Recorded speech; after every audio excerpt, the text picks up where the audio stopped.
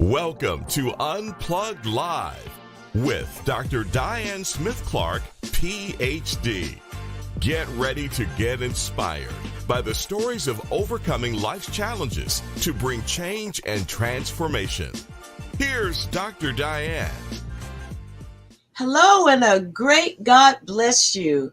I'm Dr. Diane Clark and I am here again tonight to get you unplugged.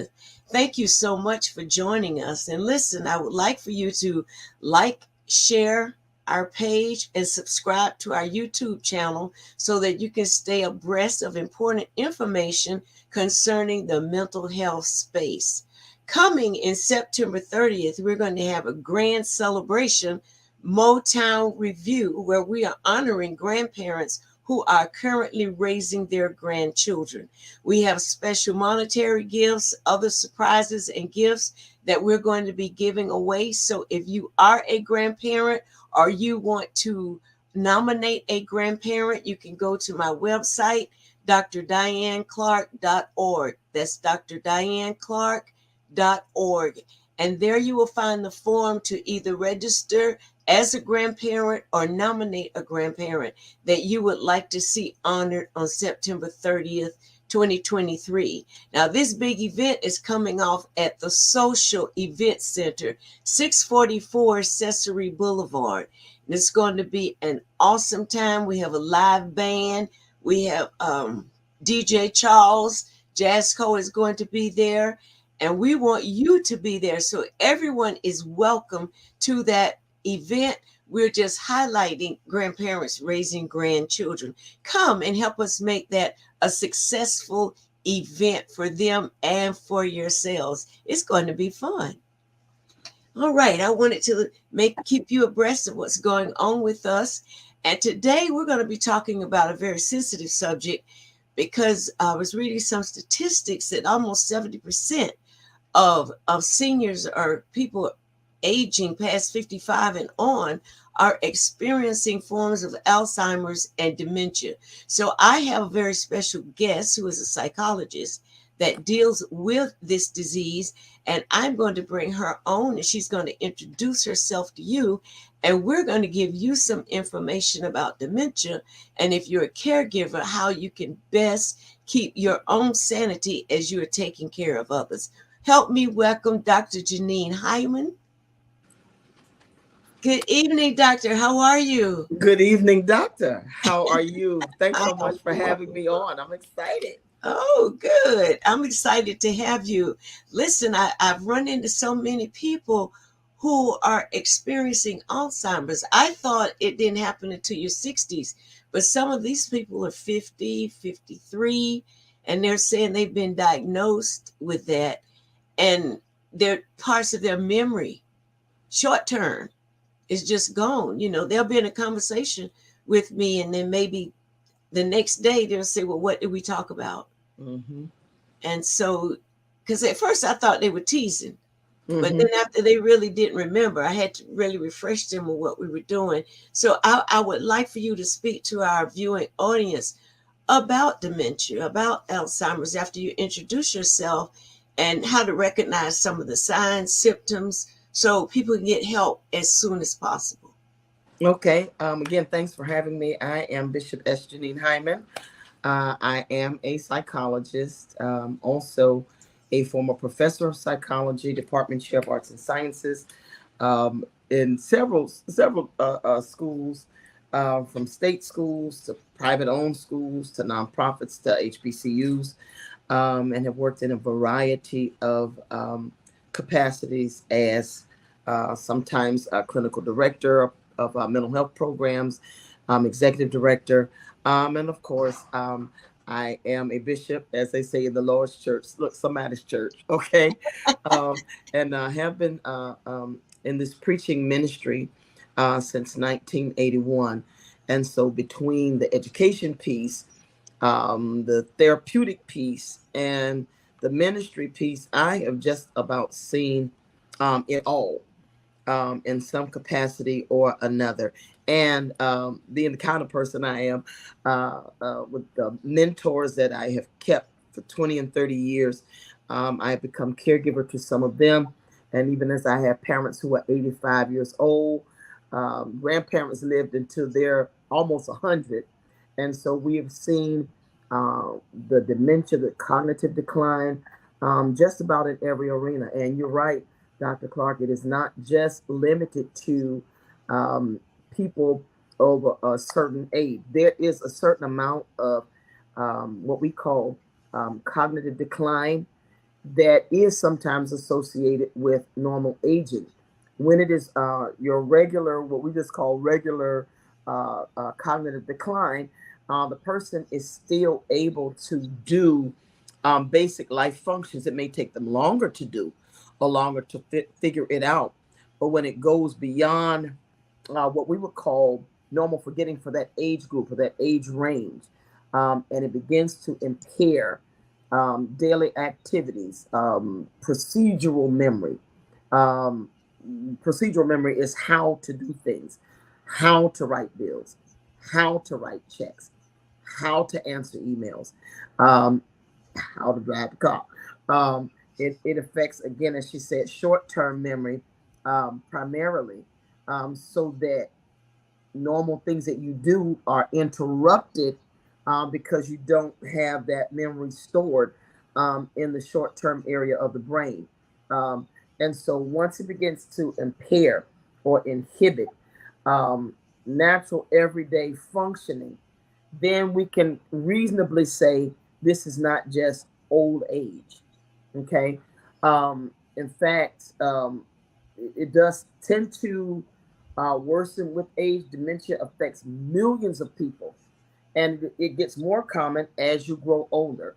For instance, my parents are 85. About 1/3 of all people 85 and older have some form of dementia, and that may not be due to normal aging. Uh, there are some people who live into their 90s with no signs of it at all. What we are finding out, Dr. Clark, is that there's more than one type and form of dementia, and we are looking at it because it is increasing the prevalence of it, the severity of it, and now even the age of onset is younger.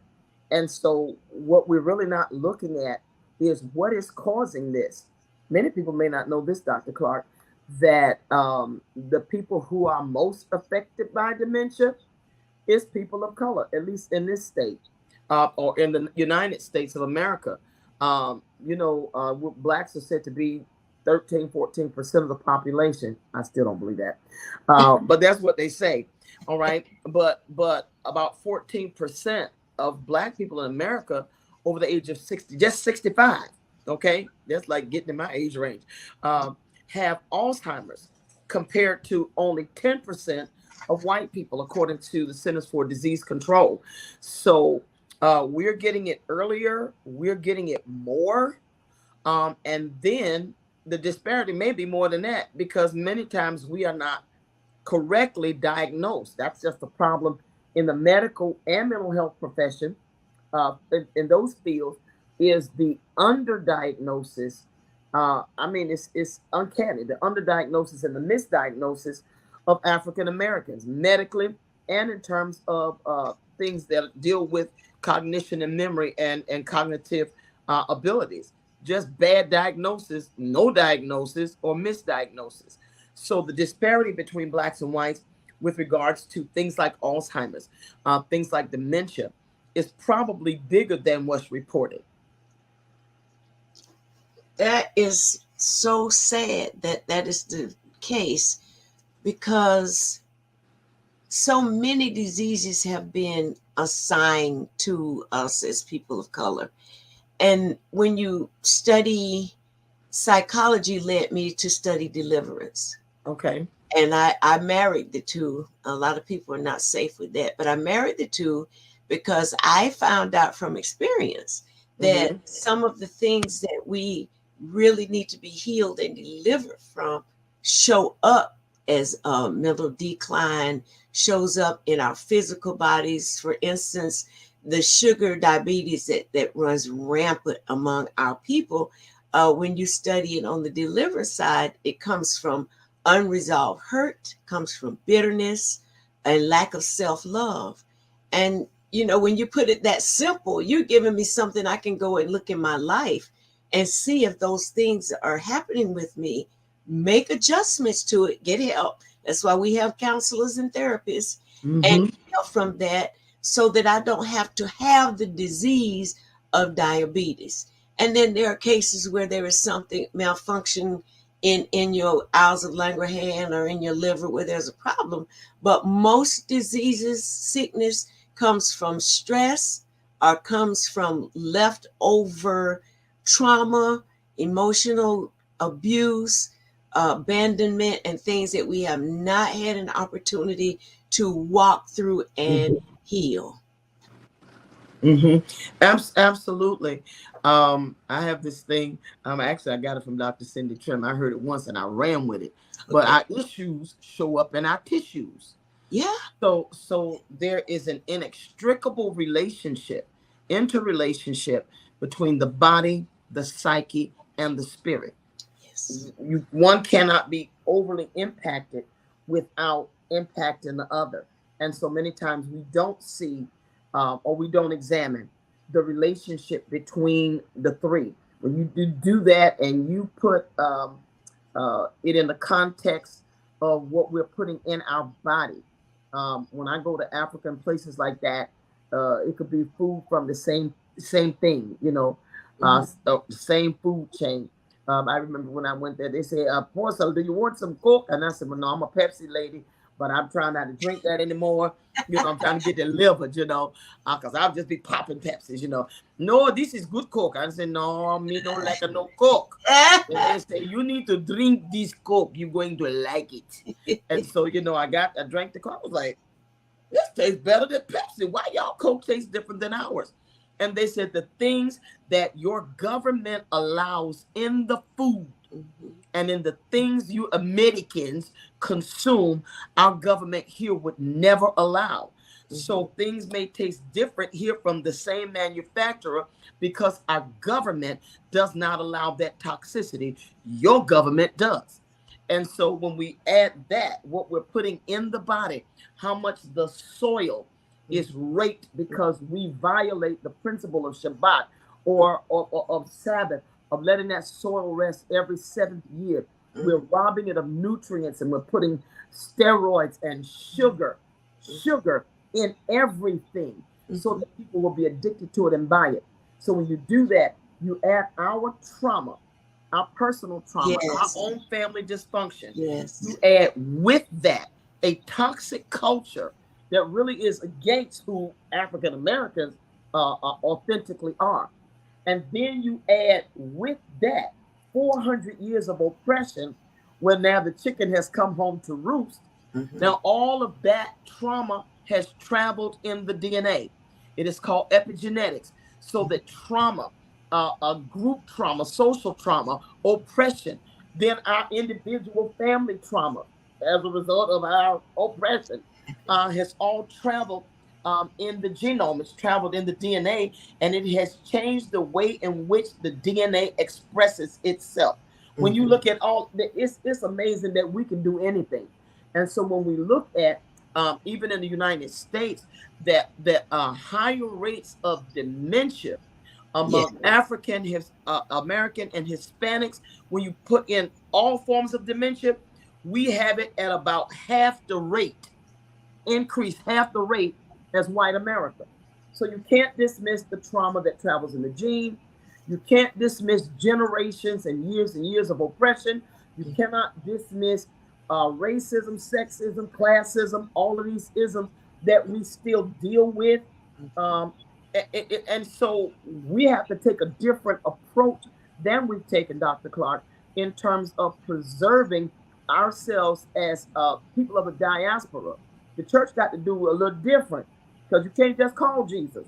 All right, these folks love Jesus and they got dementia. My mama loved God. Okay. But at 85, she's got dementia. Yes. You see what I'm saying? Yes. So it doesn't, our love for God doesn't interrupt what is going on in the psyche and what is being expressed in the DNA.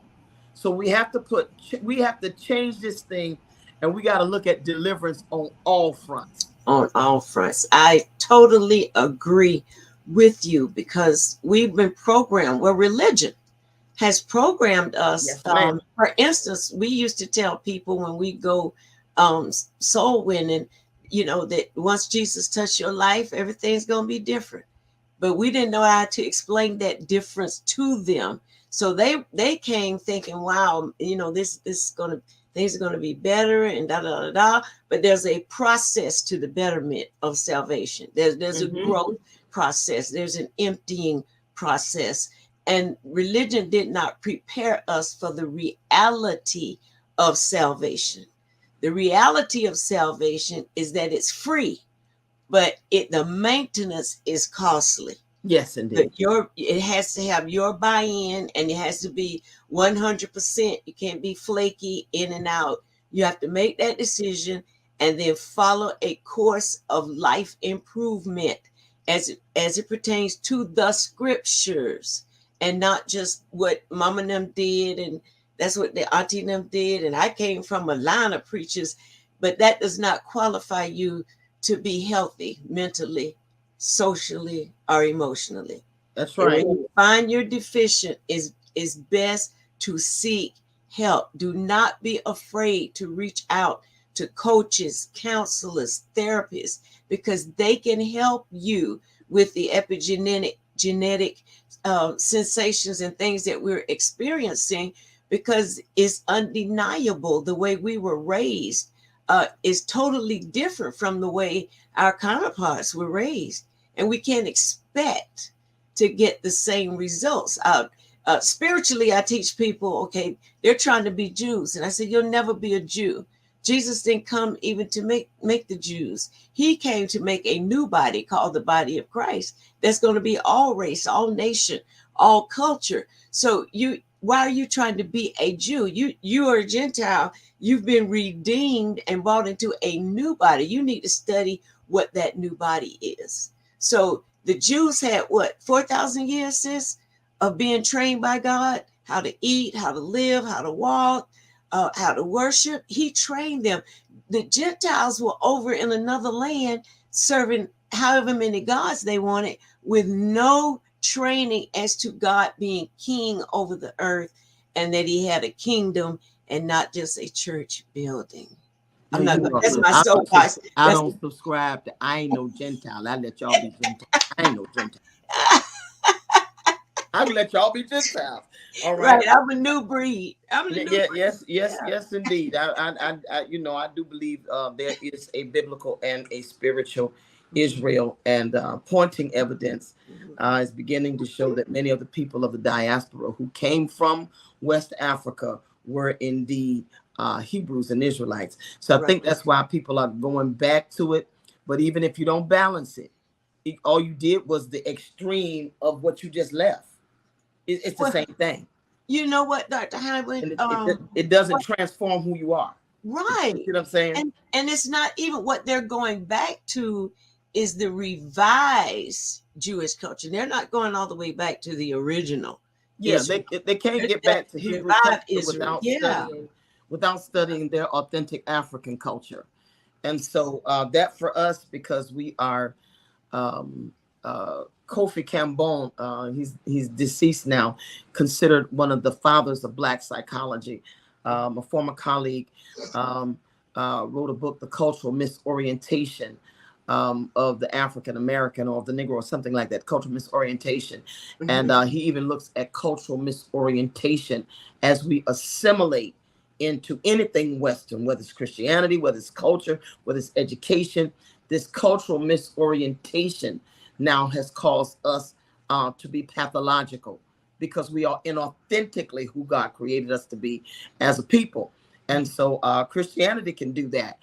Judaism, as we know it, primarily Western, it can do that. So we have a variety of factors that we are up against religiously, economically, socioeconomically, educationally, how we have been miseducated through religion, through the educational system, because whoever owns the system owns the narrative.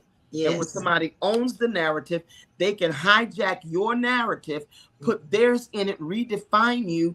And so you have all of this working against who you authentically are. And so it's no wonder that when we look at half of our people over 65, 40 to 43%, we believe have some form Mhm. of dementia Yeah. or on stage or beginning stage dementia or Right. cognitive decline, which for many people kind of eventuates into that. And so what we need to study and what we haven't studied is how these 90-year-olds, like my mentor who just passed less than a year ago, had almost no decline in cognitive functioning. And she left here at 94 because she chose to. But she was authentically who she was. She was authentically a sage, Mhm. authentically prophetic, not a Christian, authentically Black, Mhm. and authentically in her what she was created to do as an educator, a politician, and a clinical psychologist of her time. Such a Mhm. trailblazer. And so she didn't get any of it because she was fulfilling her life's calling Yeah. and became true to herself, willing to take the persecution, the rejection, the threats, because number one, she's female. Number two, she's Black. Number three, she's genius. Number four, Mhm. she can see. You Mhm. know, and Yeah. so you all of that. And so those who do that usually have great social networks. They continue to find purpose and usefulness and helpfulness in it. But something that you said, I think that we have not looked at enough, Dr. Clark. I want to go back to that. Is the connection between trauma and dementia? I Mm. don't think we looked at it because number one, we're not going to volunteer to be no guinea pigs because we got a bad history of you practicing on us in our country, and we have a little fear of it. That you'll slip us a little something, or that you'll exploit the data. But I don't think we can separate those things that are still down in there that we had to keep moving because okay, the husband left. Okay, we got to keep moving. We got children to raise. Mhm. Okay, he not working or she not working. Mhm. Okay, we got children to raise. Okay, we know we done bought Uncle Pookie in the house because we need Uncle Pookie check and these children need some discipline. And Uncle Pookie done mess with the children, and we have to Okay. overlook that to keep the family together and to keep going. The things that we have had to encounter, from beatings to lynchings to profiling to disparities in wage disparities, they are still there. Housing disparities, they are still there. The wage gap in terms of median income for Black families is less than 18,000, but for white families, the median wealth, the median wealth is Mhm. it's about 175,000. Yeah. You're talking, we got to live with this overcharged, over interest, and underpaid and overworked. All of these things are working against us because number one, they are realities, and number two, we have not sat with one another, with God, and with historical text, Data. including the Yeah. scripture, to see what is, like you say, what's the standard for us? What's the dietary law for us? Because we're not built like other people. You can't use the same rubrics and measurements Mhm. to maintain people or to even heal people that you use to oppress them and kill them. And so we got nothing but Jesus, and it's not working. It's not working. Well, you know what? Technically, Doc, it's working because the Bible says the interest of His Word gives us light. So it's illuminating us, and God is releasing voices in the earth to help upgrade the education of our people. I We got to. experienced Yes. something this last weekend that was very disturbing to me, Mm-hmm. and I should have gotten the officer's badge number, but it was a traumatic experience for me. I was entering into a place and I fell. Now I can't tell you how. I didn't trip over anything. I was just walking and I Mm-hmm. stepped up on the curb to go make my entrance, and I fell back. And when I realized I was falling, I kind of turned myself so I wouldn't hit my Mm-hmm. head. Mm-hmm. And the policemen were already there on the property dealing with another issue. The black policeman walked over to where I was and said, "What you down there for? Are you drunk?" Oh no. Oh, And no. I was too. Don't tell me that. Don't tell me that. I was supposed to have a different response, but I'm hurting. I'm down on the ground trying to. He didn't say, "Can I help you up? What ma'am, are you all right?" He said, "Are you drunk?" I could not believe. Not even can I help you up. You on the ground. He went back on to what he was doing. And it was some of the saints that were coming behind me that helped me gather myself and get up to go on into the place. I could not believe that. It was humiliating. I was in pain because I later found out I broke my foot. The fall, I broke my foot, bruised my hip bone, and sprung my ankle in that one fall. Ooh. His account of it was, she must have been drunk. How low is that in your own thinking? And you're supposed to be of like mind, or so to speak, of like psychology, that you would respect black women. But that's all you could say. Are you, lady, you drunk? See, that's another whole trauma right there. Yeah, I didn't get his badge number because I really wanted to report him to his sergeant. Right. That was very inappropriate. Whether I was black or white, that was still inappropriate. And whether you were drunk or not, that's inappropriate. You're on the ground. I'm about to get mad. No, don't get mad. It's a normal response. Right. It's a normal response to mistreatment. Yeah. That was dehumanizing. Yes, it was. Dehumanizing. We're still taking that mess. You should not be bothered with this. You know, you're a senior stateswoman now. You know, you doctor. You shouldn't have to be. You pay the price not to have to still deal with this, but clearly we are. And so we know this is still happening because it happened to you. And yes, it makes me angry. It's supposed to. That's a normal response to apostolic and prophetic people who are wired this way. We hate injustice. Yes. It sends us into a tizzy. And so when you look at all of this, you know, the fall itself, the scariness of it, you know, the contusions and what have you to your body, even the trauma of, okay, let me be careful because I can't sustain another fall. That all of that, and then you couldn't even get no help from a public servant. Right.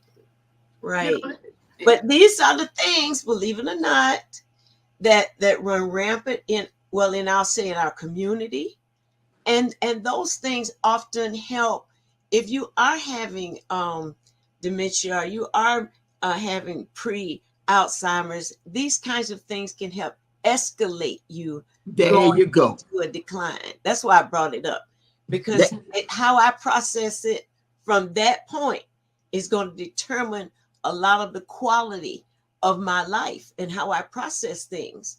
I was already injured from a fall. I've been working overtime not to fall again. Exactly, me too. And then bam, that fear is there. Yes, ma'am. Oh, so I'm like, I've got fall phobia. You know, I don't want to fall anymore. You know, it's like, is it not because I'm getting older? What is all this? The first time I was falling, it was an issue in my back that I had to have 2 spinal fusions. Good Lord. So, you know, and I thought that cleared that up and I was off and running. But it just goes to show, depending on stress, yes, ma'am, can bring on so many ailments in your physical body. Yes, ma'am. I got to have you on again. We got to talk more about this. Maybe I'll do a part 2 to this.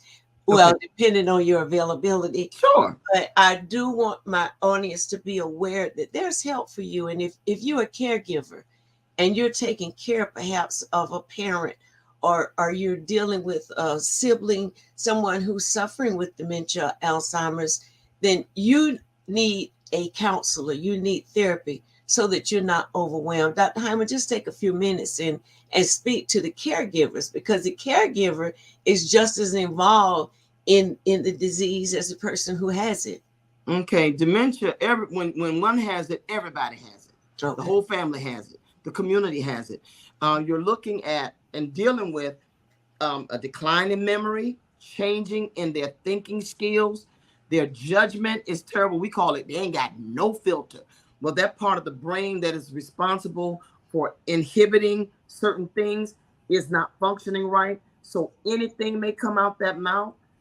Poor judgment, poor reasoning skills, making themselves vulnerable to other people, like getting money from them, scamming them, using them, taking things out of the house.